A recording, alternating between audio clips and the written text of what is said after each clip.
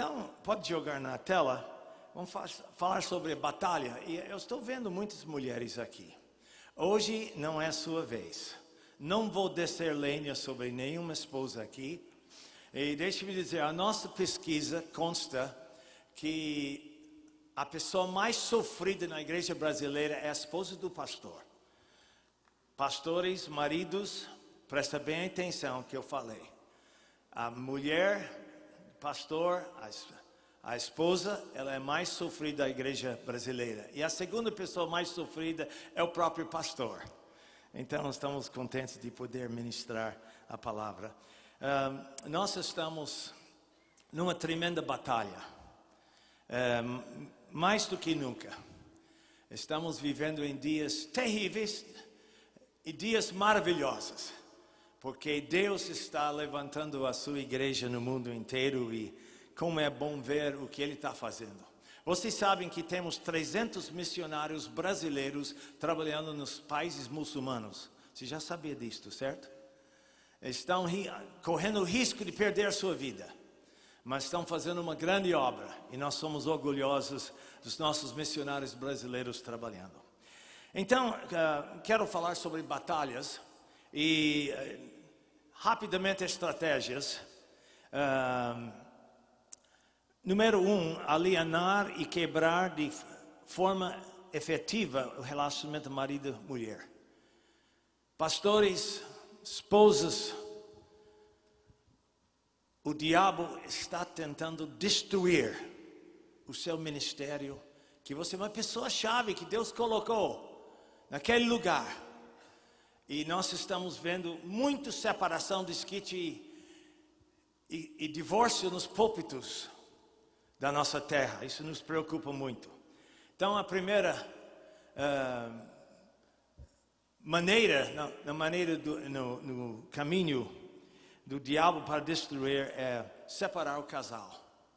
E nós vamos falar um pouquinho sobre isto. Segundo é relacionamento de pais e filhos.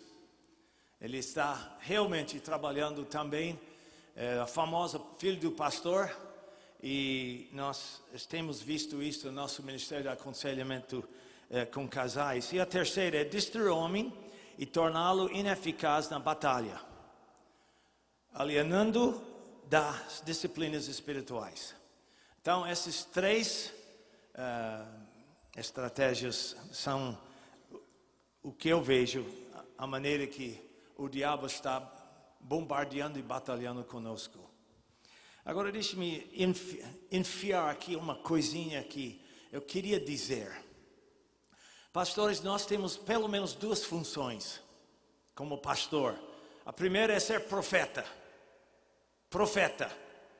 Não profeta no sentido de falar do futuro, tanto quanto ensinar, pregar a palavra de Deus. E vocês sabem muito bem que esse livro é o manual do proprietário, é o manual do proprietário da família. E também a palavra de Deus nos diz que Deus honra a sua palavra e ela não voltará vazia. Minha palavra pode voltar vazia, espero que não, mas pode. Mas a palavra de Deus não voltará vazia.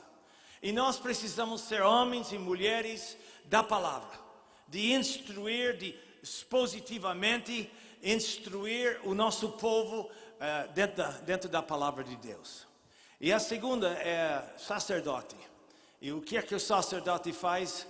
Ele ora, ministério de oração, de intercessão. Eu não sei como é que está a sua vida na questão de devocional. Alguns anos atrás, numa conferência de pastores, nós fizemos a pergunta para pastores: quantos pastores oram 1h30 por dia? E num auditório de mais do que 1.500 pastores, nós tivemos 3 ou 4 mãos levantadas. Aí perguntamos: quantos de vocês oram 1 hora por dia? E houve 3, 4, 5 mãos levantadas. Aí nós perguntamos meia hora. Aí houve alguns. Quando chegamos em 5 minutos, todo mundo levantou a mão. Quer dizer, nós estamos urgentemente precisando homens da palavra nos púlpitos, profetas que não podem ser comprados por ninguém, E precisamos de gente que intercede pelos seus rebanhos. Nós estamos, só para você ter uma ideia, o Ministério Lar Cristão tem uma equipe de 300 pessoas. Essas pessoas são o que nós chamamos guerreiros de oração. São os guerreiros de Gedeão. E esses homens e mulheres sabem que eu estou aqui hoje. Então esse trabalho aqui está sendo banhado pela oração. Desses 300 pessoas que nos sustentam e especialmente nos sustentam na oração. Pastor, você precisa, pessoas na sua igreja que estão, cada dia que você entra no púlpito, para ensinar a palavra, pregar a palavra, você precisa realmente de um exército de pessoas ao redor banhando o ministério seu. Então, esse pequeno desafio. Ok, a batalha, vamos abrir em 1 Coríntios capítulo 9, é a passagem que nós vamos usar. Pode passar aqui. Paulo está falando sobre a vida cristã, sobre o ministério como um atleta. E eu estou lendo em 1 Coríntios capítulo 9, versículo 24. Não sabeis vós que os que correm no estádio, todos na verdade correm, mas um só leva o prêmio. Correi de tal maneira que o alcanceis. Versículo 25. Todo atleta em tudo se domina. Aqueles para alcançar uma coroa corruptível, nós porém uma incorruptível. Assim corro também eu, não sem meta, assim luto, não como desferindo golpes no ar, mas esmurro o meu corpo e o reduzo à escravidão para que, e esta para que, quando encontramos esta para que, é uma senso de propósito. Porque nós nos disciplinamos como atletas, como boxeadores. Então, para que, tendo pregado a outros, não venho eu mesmo a ser desqualificado. Talvez eu estou com 75 anos de idade. Eu sei que tem cara de 40, mas tem 75. Talvez o maior medo que eu tenho no final, vamos dizer, entrando no inverno da minha vida e ministério, é esta preocupação de, tendo eu pregado a outros, venho eu a ser desqualificado. E se você continuar, nós não vamos ver isso, mas capítulo 10, versículos 1 a 13, Paulo então está falando sobre Israel, que era para ser uma luz entre as nações, ser um testemunho da graça e amor de Deus para as nações pagãs ao redor. Deixaram de ser aquela luz, e então eles foram desqualificados, ao ponto que vocês sabem que entraram em cativeiro mais tarde. Então, o medo que eu tenho, olhando para vocês, alguns de vocês, é chato falar desse jeito, mas a pesquisa é muito clara. Alguns de vocês não vão terminar bem. Vocês começam bem, estão animados, estão muito entusiasmados com aquilo que Deus está fazendo. Porém, através dos anos, muitos vêm caindo de lado. Eu posso falar de uma porção de grandes pastores, esposos de pastores que conhecemos por muitos anos trabalhando aqui. Estamos 49 anos no Brasil. Você vê que eu gosto muito do Brasil. E alguns caíram pelos lados, pelo caminho, por uma coisa ou outra. Então a minha preocupação, e deve ser sua preocupação, é que não somente começamos bem, mas terminamos bem. É mais difícil terminar bem do que começar bem. Então vamos ver algumas coisas justamente sobre isto. A pesquisa realizada entre 500 pastores, você pode jogar aí, já está aí, o pessoal está bem vivo lá atrás, muito obrigado.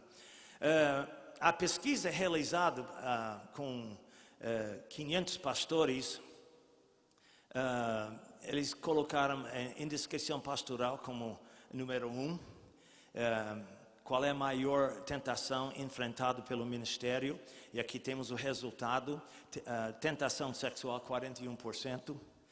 Tentação para desistir no ministério, 30%. Ambição pessoal fora de controle, 22%. E obsessão por dinheiro, 7%. Então, nós já falamos disso algumas vezes. O homem tem 3 barras na sua vida. A barra de ouro, a barra da saia da mulher e São João da Barra. Agora, São João da Barra, para vocês que não sabem, que são muito protegidos, é uma bebida forte. A maioria de vocês não tem tentação com São João da Barra, mas eu vou incluir, vou tirar isso e colocar orgulho. Porque há muito pastor deixado de lado hoje por causa do orgulho e da arrogância do pastor. Então uma coisa, e se você vê isso em Jaime Camp, por favor, chega.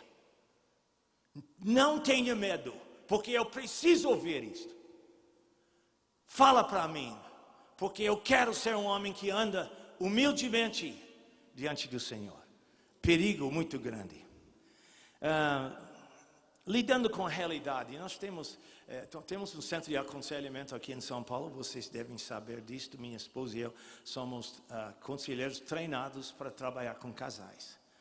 Já recebemos mais do que 3.000 casais registrados no nosso consultório. E quando eu saio do Brasil, sabe o que eu vou fazer com todos aqueles papéis, avaliações e tudo que nós fizemos? Eu vou fazer um grande fogo, vou queimar tudo. Por causa da confidencialidade do ministério e a importância da gente guardar os 7 chaves, todos os aconselhamentos. Mas no aconselhamento, caindo na realidade, ou lidando com a realidade, medo, o que acontece? O que acontecerá se descobrirem que eu estou vivendo em adultério? Alguns dias atrás veio um pastor do interior de São Paulo e disse: Jaime, eu sou um homem derrotado. Eu continuo pregando, mas eu estou 7 anos vivendo com outra mulher. Sou casado, tenho filho adolescente. E eu estou 7 anos semanalmente encontrando uma mulher numa outra cidade, mais ou menos longe da minha cidade. E nós estamos nos relacionando durante 7 anos. E eu estou aqui. E ele falou essas 4 coisas aqui. Medo. Medo de quê? De que acontecerá se descobrirem o meu pecado, a minha fraqueza. Culpa. O que faço com esse sentimento? O que é que eu vou fazer? É claro que nós sabemos como lidar, porque somos homens e mulheres da palavra. Sabemos que Salmo 51 tem alguma coisa sobre arrependimento do Davi.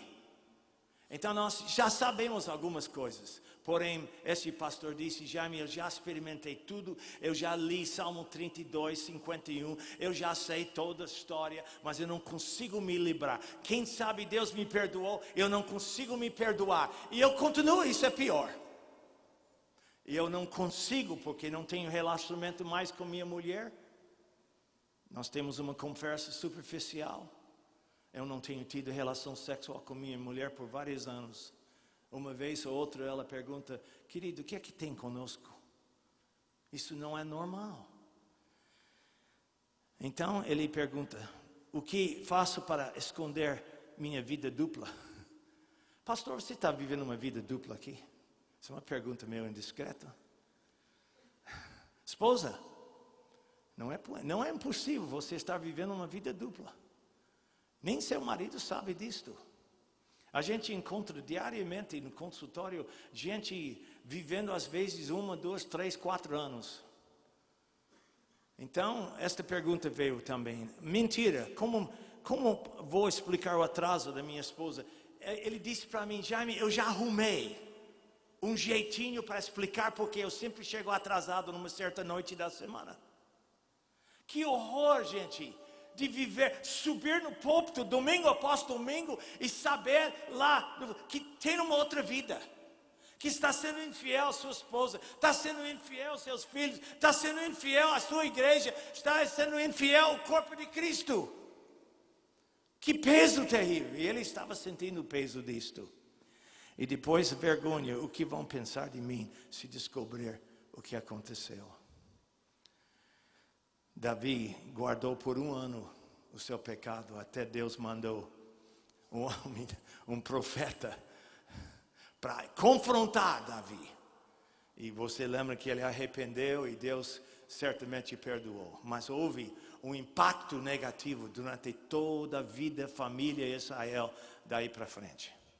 Então há consequências. Uma pesquisa na conhecida revista Christianity Today, Cristianismo Hoje, que nós temos também como bênção no nosso Brasil, alguma coisa pesquisado entre pastores americanos. E nós não temos, que eu saiba, uma pesquisa para saber exatamente o que se passa na vida dos nossos 120 mil pastores. Mas eu quero sugerir, pela experiência, que mais ou menos 10 a 15% dos pastores brasileiros estão vivendo em adultério. Se nós chamamos 120 mil, e isso depende no seu jeito de encarar quem é pastor, quem não é pastor, mas vamos aceitar esse número. Isso quer dizer que pode ser que mais que 10, 12, 15 mil homens que sobem nos púlpitos diariamente, semanalmente nas suas igrejas, estão vivendo ou têm vivido, pelo menos durante uma parte da sua vida, em adultério. É coisa muito séria, não? É coisa muito séria. Agora, olha que a pesquisa nos diz. Durante o tempo em que está no ministério, na igreja local, já teve algum comportamento que consideraria sexualmente inadequada? A expressão comportamento inadequado está um pouco indefinida. Então, considere algo entre flertar até adultério propriamente dito. E 23% desses pastores disseram sim. 23. Segunda pergunta. Você já teve algum contato sexual com alguém que não a sua esposa, desde que está no ministério na igreja local? 12% colocaram sim. E você já teve algum contato sexual com alguém que não a sua esposa desde que está no ministério? Exemplo, beijo, apaixonado, carícias, masturbação mútua, etc. 18% dos pastores disseram sim. Está entendendo? A condição da igreja, eu não sei aqui, que eu não sei se nós temos estatísticas corretas. A pesquisa foi feita pela Christianity Today nos Estados Unidos entre 500 pastores. Ok. Vamos pensar que o Brasil não tem isto. Sabe que o Brasil é considerado lá fora um país sensual. Basicamente por causa do carnaval. E tem muita gente que vem de todo mundo para o Brasil em fevereiro para participar nas coisas do carnaval. E infelizmente, ou felizmente, acho que infelizmente, o Brasil tem algum nome sobre a sensualidade do povo, especialmente da mulher. Isso deve ter impacto nas nossas vidas. Vocês sabem que no curso que nós fazemos, vários cursos para casais. E nós temos levantado uma porção de pesquisas sobre esses casais e descobrimos que, trabalhando com casais, 42% de todos os problemas, papel do marido, papel da esposa, comunicação, resolvendo conflitos, vida sexual, vida de finanças, vida com filhos pequenos, filhos adolescentes, etc, etc. O assunto principal é o assunto de sexo. 42% de toda a matéria que nós apresentamos, 42% lida com problemas de ordem sexual. Gente, o diabo está na cama do casal brasileiro. E nós temos que expulsá-lo. Graças a Deus, quando chegamos no Brasil, no início de 67, alguns de vocês não eram nem no pensamento na cabeça do papai. Quando viemos, nós começamos a fazer esses cursos para casais e tem algumas igrejas, algumas denominações que simplesmente nunca convidaram a gente para participar num fim de semana ensinando a palavra sobre família. Igrejas que hoje estão totalmente abertas. Então, graças a Deus, nós estamos vendo que há ensinamento sobre a questão sexual. Ainda está necessitando muito mais. Diante da realidade, o que fazer? Estou falando para pastores aqui, homens e mulheres de Deus. Gente muito querida, muito amada. Eu tenho grande admiração por vocês. Alguns de vocês estão trabalhando numa área muito difícil, com recursos limitados. E lutando às vezes com uma porção de questões. O que fazer? Então a primeira coisa que eu queria dizer é cuidar da nossa pulsação espiritual. Pastor, eu volto a dizer a importância de você, como homem de Deus, escolhido para ser um profeta e um sacerdote espiritual. Não somente na sua casa, mas na sua igreja. Eu quero desafiá-los a reservar tempo diariamente com o Senhor. Eu não estou falando de 5, 10 minutos. Não é só minutos, porém tem alguma coisa. A importância de realmente estar mergulhando, alimentando a sua própria alma, conversando com seu Deus. Agora, o perigo tornar-se profissionais no ministério. Eu sei fazer casamento, eu sei fazer funeral. Eu sei batizar, eu sei pregar, eu sei discipular, eu sei fazer todas as tarefas, funções do pastor. E sabe uma coisa? Já me vi exercendo essas funções sem convidar Deus para participar comigo. Isso é pecado terrível. Então nós podemos nos tornar profissionais no ministério sem conversar um minuto diariamente com nosso Deus. Sem mergulhar nos princípios da palavra de Deus. Então quero encorajá-los. Agora, pastor, uma palavra aqui. Conforme a nossa pesquisa na igreja brasileira, somente 8% dos casais oram semanalmente juntos. Estou falando marido, esposa. Não estou falando de agradecer a Deus pela comida. Isso acontece. Estou falando de derramar sua alma diante do seu Deus diariamente e diante da sua esposa. Isso é um modelo para a sua igreja também. Aí você pode pregar sobre isto. Mas somente 8% dos casais, e é uma das razões porque nós estamos com tantos e tantos problemas. Gente, eu nunca tive um casal no meu consultório que tem sérios problemas de relacionamento, que oram semanalmente juntos. Parece-me que tem um segredo nisto. Então eu quero encorajar. Como sacerdote espiritual na sua casa, pastor, você está em primeiro lugar cuidando das suas ovelhas, sendo a sua esposa. Não é ditador, não é um mandão. Você é um homem humilde diante da sua esposa e diante dos seus filhos. Mas você é pastor daquele pequeno grupo. Parte do problema dos nossos púlpitos é que homens estão subindo no púlpito com brigas sérias com sua esposa. Perdemos toda a credibilidade, perdemos toda a autoridade. E muitas vezes nós não ensinamos nada sobre a família porque nossa filha está bagunçada. Então, a primeira coisa é cuidar da nossa família, mas também cuidar da nossa vida íntima com nosso Deus, para que esse ministério não se torne simplesmente uma profissão que nós ganhamos certa quantia de dinheiro.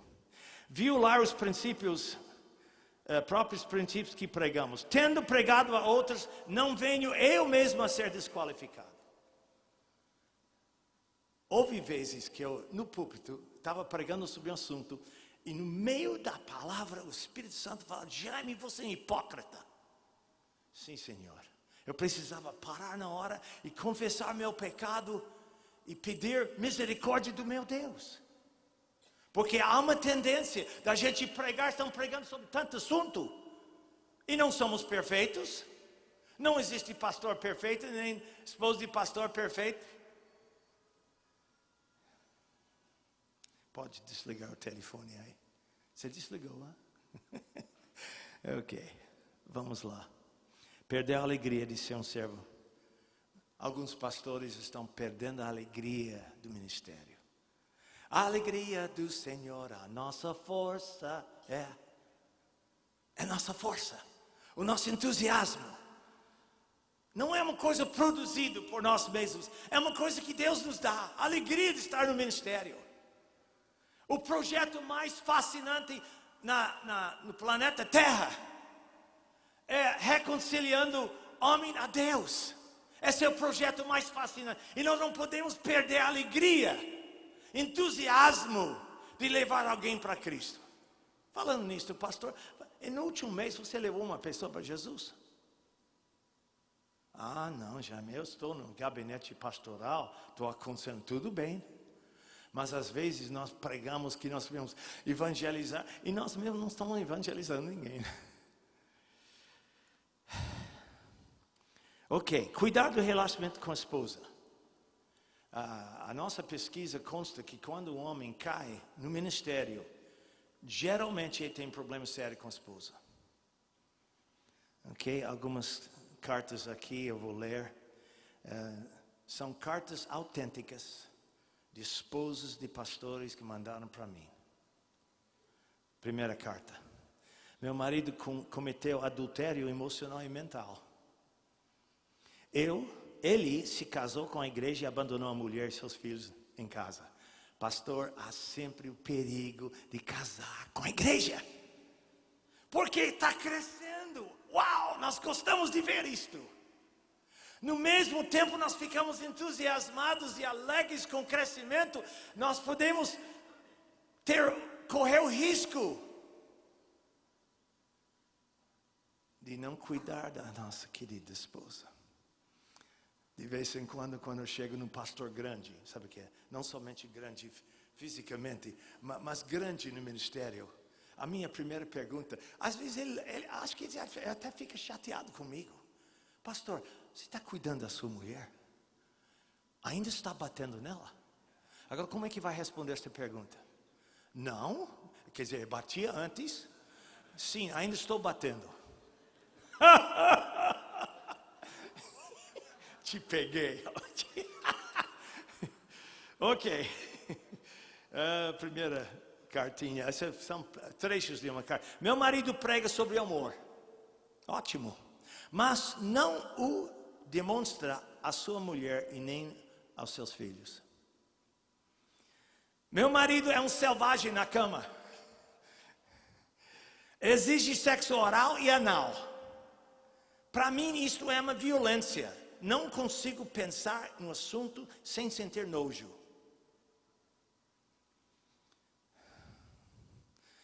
Na última quarta-feira à noite, tivemos uma briga horrorosa. Em meio à discussão, meu marido me empurrou, eu caí no chão. Então ele virou de costas e saiu para ir à igreja e dirigir o culto de oração. Alguma incoerência aqui? Será que existe alguma incoerência entre empurrar sua mulher na cozinha e cuidar da oração na sua igreja? Existe alguma incoerência? Uau! Eu me lembro de uma situação, vou ter que contar isso. Era uma sexta-feira de manhã. Eu estava fazendo um seminário em Niterói. E minha esposa ia fazer o trabalho dela em São Paulo. Então nós íamos ficar separados de fim de semana. Ela em São Paulo, eu no Rio. Tudo bem, levantei 5 horas, que você sabe que não sai até 6 horas da manhã. Você não sai até 9 horas. Por causa do tráfico, né? Então arrumei minha mala. Tomei meu banho, fiz a minha barba e já estava para sair quando minha esposa levantou para me abraçar, me despedir. Porém, e esse porém é minha miséria. Alguma coisa aconteceu que me deixou meio louquinho. Nem lembro o que era. Mas sabe o que eu fiz? Eu pisei na bola. O corintiano que pisa na bola. Agora o palmeirense não, ele sabe chutar no... Mexe com o seu coração. O seu primeiro amor, mexe com isso. Então eu saí com minha mala na mão, sem abraçar e beijar minha mulher. Pecado mortal, pastor. Desci no elevador do nosso prédio, fui para a rua, o colega estava esperando, entrei no carro e fui embora. Logo pegamos a Dutra, e lá pela Pindamonhangaba, o Espírito Santo começa a mexer comigo. Jaime? Sim, Senhor. Eu já sei que é o Senhor. Para onde vai, Jaime? O Senhor já sabe onde eu vou. Mas então, Niterói, Rio de Janeiro, Senhor.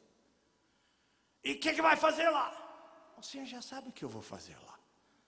Tudo bem, eu vou fazer um curso de relacionamentos interpessoais entre casais, Senhor. E Jaime, a sua mulher? O Senhor não precisava falar da minha mulher agora. Jaime, não vou te abençoar. Você não vai ter credibilidade e autoridade de subir no púlpito e ensinar aqueles casais, a não ser se você acerta antes de ir para a igreja. Uau! Liguei para ela. Graças a Deus ela atendeu o telefone. Se minha esposa aguentou 50 anos de Jaime Kemp é porque ela é uma mulher virtuosa. E agora 50 anos e mais 5, 6 dias. Aí, telefonei para ela. Aí, eu falei 3 frases. E sabe quais são as 3 frases? Já leu meus livros, né? Primeiro é, eu estou errado. Assumir a responsabilidade. Marido, seja vulnerável à sua mulher e seja humilde diante dela e admitir que você errou. Você não é o todo-poderoso em casa. É Deus que é todo poderoso. Você é nada mais, nada menos do que um simples servo como todos nós. Primeira frase. Assume a responsabilidade. Eu errei. Segunda frase. Por favor, me perdoa. Agora aplicar a graça de Deus sobre a minha vida. E a terceira frase. Eu amo você. Ok? Minha mulher é a mulher cheia da graça de Deus. Por isso eu ainda estou aqui. Se não fosse assim, ela teria colocado veneno no meu café. E você teria visto, ouvido, Jaime Kemp se foi. Dona Judite matou. Oh, Deus é misericordioso. Então, pastor, você entra no púlpito limpo no seu coração. De relacionamento bom com sua esposa e seus filhos. Senão, o diabo pode até nos acusar de ser hipócrita. Ok, já falei demais sobre isto. Meu marido me disse que se eu não for a esposa de pastor que ele espera, é melhor eu arrumar minhas coisas e voltar para a casa de meus pais. Pastor, esta é uma maneira correta de lidar com o problema? É sabedoria falar desse jeito? Claro que não é, você já sabe que não é. Ok. Essas são cartas que recebemos de esposos de pastores, desabafando. Às vezes a carta 2, 3 páginas. E-mail que chega assim, dessa grossura de e-mails, quando chega depois de um fim de semana. E alguns, às vezes, desabafo da esposa do pastor. Ela deve desabafar em cima do marido, creio eu. Não Jaime Kemp, mas tem que ter alguém. Ok. Sugestões de como evitar ou tratar de problema. Resgatando nossa lua de mel. Aqui eu joguei algumas coisas. Primeiramente, palavras de encorajamento. Querido pastor, quando foi a última vez que você fez um elogio à sua esposa? Você deu um elogio para ela? Foi hoje? Semana passada? Mês passado? Ano passado?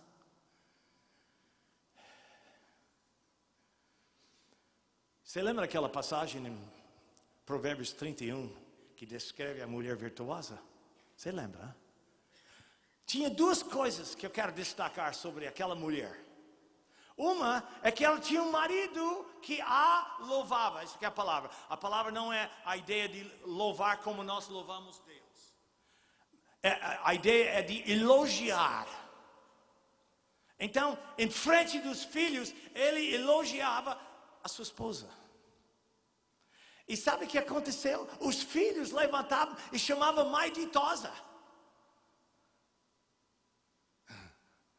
Por quê? Viu, papai?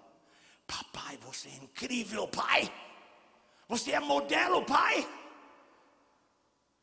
O seu jeito, o seu sorriso, sua palavra, sua disciplina, seu abraço, seu amor, a maneira que você lida com a sua gatinha. Os filhos dão de olho em você, pai. Quantos meninos estão casando hoje em dia, não tinham um exemplo dentro do lar e trata com ditadura a sua esposa? Eu sempre falo quando estou falando para casais na área de sexo que há 2 pecados. O pecado do homem é ter relação íntima sem amá-la. É usá-la. Pecado mortal. Não pode ser. Nunca. Jamais. E o pecado da mulher é... Será que eu devo falar? As mulheres precisam ouvir isso. Né? É fazer seu marido mendigo. Tem que mendigar sexo. Tem que negociar um vestido lá no shopping center para você ter uma noite gostosa com ele. Isso também não é a maneira que Deus usou, criando sexo. Palavras de encorajamento, precisamos falar. Agora minha esposa disse, Jaime, olha como ela é sábia. Quando você chega em casa às 6:30, depois de um dia cheio de coisas na igreja, tire seu chapéu de pastor. Tire seu chapéu de conferencista. Tire seu chapéu de escritor. Todos os chapéus que carrega em cima da sua cabeça. E põe chapéu de marido e chapéu de pai. Por que ela falou isso? Porque ela cansou de eu chegar em casa chateado e descarregar em cima dela e nas minhas filhas algum problema da igreja. Agora é hora de ser marido e pai. Será que tem uma hora na sua vida, pastor, de ser marido e pai? Certamente há uma hora. Tempo de qualidade. Olha, terça-feira não ligo para a casa de Jaime, diz que não estamos em casa e nosso cachorrinho Maggie não atende o telefone. Por quê? Porque eu estou namorando, curtindo minha mulher numa cantina aqui de São Paulo. Não vou dizer o cantina que você vem me perturbar.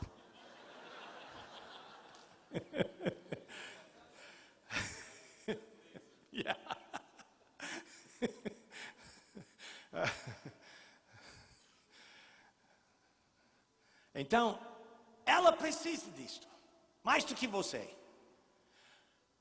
É um lugar de ambiente. Sabe o que é ambiente? O homem pode comer em qualquer buraco, desde que a comida seja gostosa. Mas a mulher precisa de ambiente. O que é ambiente? É música suave, luzes baixas, uma mesinha com uma toalha não de papel nem de plástico, de pano, e em cima um buquê de rosa, não rosa que foi roubado do túmulo de alguém lá, não, tem que ser uma rosa viva. E uma luzinha, a única luz que tem, uma vela. Vocês dois, desliga o celular proibido nesta hora. Você vai para a churrascaria, vai para comer peixe, para comer carne, peixaria para comer peixe. Mas quando quer namorar, curtir a sua mulher, você vai para uma cantina, não cantina da igreja. Outro pastor chegou para mim e disse, pastor Jaime, quero que você saiba que eu obedeci a sua palavra. Levei minha esposa para a cantina. E ela virou para mim e disse, cantina da igreja. Gente... Semanalmente precisamos. Eu coloquei aqui tempo de qualidade. Isso quer dizer, é 100% se está dando atenção. O filho não está com você. O filho vai para a sogra. É castigo dela. Mas não pode ir. É só vocês dois. Não vai convidar outro casal. É vocês dois. Para conversar sobre as coisas da vida. Ela precisa disto. E você precisa para seu próprio relacionamento com ela. Presentes. Desculpe, marido, eu sei. Quando foi a última vez que comprou uma rosa para sua mulher? Foi no Dia das Mães? Foi no aniversário dela? Foi no aniversário de casamento? Ou não foi nada disso? faz. Você nem sabe o que é. Você não sabe. Olha, vamos ensinar. Então, a nova palavra para seu vocabulário: floricultura. Floricultura é cultura de flores. E tem alguns homens que nunca passaram lá. Você não compra um buquê, você não tem dinheiro para isso, não precisa. Uma rosa já comunica para ela que você pensou nela. Pense em mim, chore por mim. Tem que pensar nela. Quando estão namorando, noivando, é fácil. É flores e cores, é sorvete, é pizza, é carregar o paletó dela, ou é cuidar dos livros dela. Mas uma vez casado, as coisas aos poucos, vêm mudando. E pastor, todo mundo está de olho em você. Todo mundo. Então, presente, cartão, rosa, coisinha pequena. Você não tem dinheiro para comprar coisa grande. Fidelidade. Somente uma coisa. Ela precisa saber que ela é a única mulher na sua vida. Marido, sua esposa tem certeza absoluta que ela é a única mulher na sua vida? Eu sei que tem mamãe, tem vovó, tem a sogra, tem filho, tem irmã, tem tia, mas ela é a única mulher. Ou existe na sua mente o que nós chamamos de infidelidade mental ou emocional? Que ninguém fica sabendo, só Deus. E você fica horrorizado com o fato que Deus sabe até seus pensamentos. Fidelidade. Ela precisa. Talvez hoje à noite.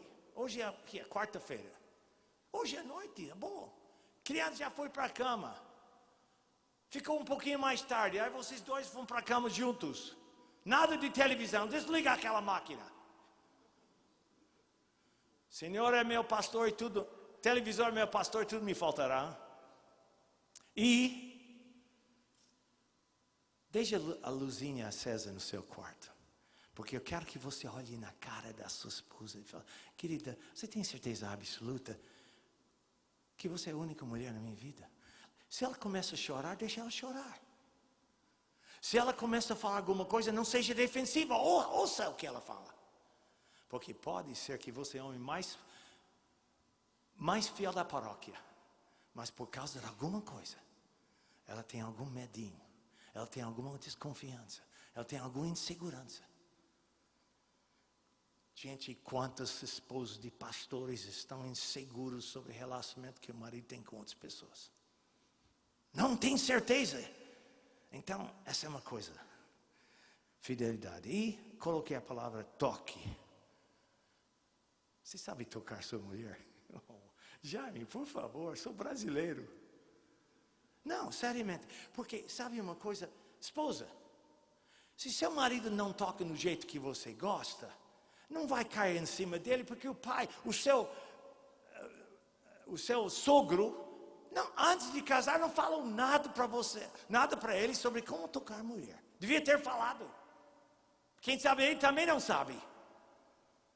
Dentro e fora da cama. Outro dia, uma esposa chegou para mim, depois do estudo sobre vida sexual, disse: pastor Jaime, meu marido, eu o amo, mas sabe uma coisa, ele precisa de uma orientação rápida. O senhor podia orientar meu marido? Eu disse: não sei o que assunto. Olha, eu estava descascando batata na pia, preparando um jantar, o marido chega, e chega quente. Não clima, não estou falando de clima aqui. E sabe, ele me abraçou por trás, começando aqui embaixo, sobe, chega aqui e para. E até me deu um beijo. Não era hora, marido. Ela está suada na cozinha, a criançada está perturbando. Pega a criançada, vai para a sala. Mas não é hora de passar a mão. Às vezes o homem não sabe. Então, esposa, você tem que abrir. E com muito carinho, muito delicado. Cuidado com o ego dele. Porque às vezes nós somos muito orgulhosos. E não queremos mulher falando para nós. Marido, sua mulher tem sabedoria que você não tem. Precisa prestar atenção. Ok. Vamos falar sobre construir cercas de proteção. Ok? Cercas de proteção. Primeira cerca é os olhos. Os olhos. Uma esposa de pastor chegou no consultório, fechou a porta e falando nisso, minha porta tem uma janela bem grande. Isso é para me proteger. E proteger a mulher também, né? Porque sem porta fechada, perigo pela frente. Então, ela chegou e começou a chorar. Acho que eu esperei 5 minutos para ela acalmar. Ela disse, pastor Jaime, outra noite, eu estava dormindo na cama com meu marido. 2 horas da manhã. Onde está meu marido? Ele não está na cama. Devia ter descido lá para a cozinha para fazer um sanduíche. Que é isso que eu faço de vez em quando. Não, ela desceu o corredor. E lá na sala de TV, a porta estava um pouquinho aberta. E lá estava o marido em frente da internet assistindo sexo explícito. Levou um choque. Voltou para a cama e chorava. Aí sabe a pergunta que aquela mulher fez para mim? Veja como é que você ia responder. Ela disse, pastor Jaime, o que é que aquela mulher tem que eu não tenho? Nada. Quem sabe ele quer uma aventura. Quem sabe o relacionamento entre vocês não está muito agradável. Ou que ele está andando longe do Senhor e decidiu tirar algum prazerzinho através do internet. Na pesquisa com pastores foi descoberto que 37% dos pastores têm alguma tentação no internet. Um pastor falou, Jaime, eu estava inspirado na minha mensagem, eu estava mexendo para pegar alguns dados e de repente, pum! Surge uma mulher linda e nua diante de mim. Eu estou no meu gabinete pastoral sábado à noite preparando para pregar domingo de manhã. Jaime, foi difícil tirar aquela mulher da minha cabeça e da tela. Agora, você tem que decidir isso, mas Jaime Kemp não tem computador. Não temos. Quando eu escrevo um livro, eu começo a escrever em português, e meu português está meio ruim, mas eu tenho uma equipe de pessoas que faz meu português bonito. Mas não uso computador. Minha esposa tem, minhas secretárias têm, Jaime Kemp não tem. Justamente. Agora, eu não estou dizendo que não pode ter, por favor, não me mal entenda. Eu estou dizendo, se aquilo apresenta alguma tentação para você, pastor, então é melhor não ter. Ou simplesmente ter, desligar do internet. Porque há um perigo muito sério. E o diabo está usando a tecnologia para acabar com o casamento, gente. E deixe-me dizer uma coisa, enquanto estou falando, pastor, pai, seu filho não pode ter computador nem televisor no quarto. Não, no seu quarto, não pode. Porque o perigo está muito grande. E um menino de 14 anos de idade é destrutivo para um menino que é curioso toda a vida começar a procurar alguma pornografia. Mateus 5:28, Jesus disse, eu, porém, vos digo, qualquer que olhar para uma mulher, qualquer homem, é claro, com intenção impura, não há pecado em olhar para uma mulher. Com intenção impura já se torna pecado. Uma fantasia erótica com ela na cama. Já adulterou com ela. Adultério emocional e mental. Isso, gente, a esposa tem outras tentações. Esposa, ore pelo seu marido. E também nesta área. Marido, encara sua esposa como sua maior aliada. E se você está lutando com alguma coisa nesta área, por favor, vocês juntam, conversam sobre isso e oram sobre isto. Eu sei que tem a possibilidade de ameaçar sua esposa, mas é importante isto. Proteger os olhos. Jó disse, fiz uma aliança com os meus olhos, para não olhar uma donzela. Você já sabe essas passagens. O que é bom falando para o pastor é que eles já sabem até a passagem, onde fica.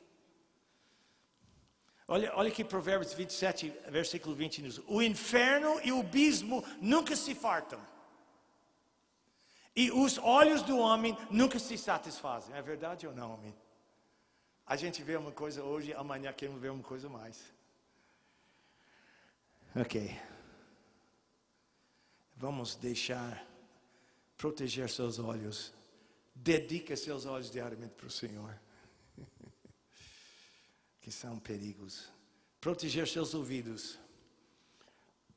Em Provérbios capítulo 7, versículos 16 a 23. Você sabe que Provérbios 5, 6 e 7 é educação sexual de pai para filho. Você sabe disso, hein? Que nós ensinamos esse material pelo menos uma vez por mês. Mas eu queria chamar a sua atenção sobre proteger os ouvidos. Essa mulher adúltera, a mulher, a prostituta, já cobri de colchas a minha cama, de linho fino do Egito, de várias cores. Já perfumei o meu leito com mirra, aloés e cinnamon. Esposa, como é que está seu quarto? O colchoado está bonito em cima, é romântico. Tem cortina na janela. Jaime, não sei fazer cortina. Manda fazer cortina. Se você tem dinheiro. Perfumar. Estou perfumando a minha cama. É sua esposa. O marido vai adorar. Jaime, mas o perfume é caro. Gaste. Seu marido comprou outro vidro para você. Tem mulher que vai morrer com um montão de vidros em cima do cômodo. Nunca usou.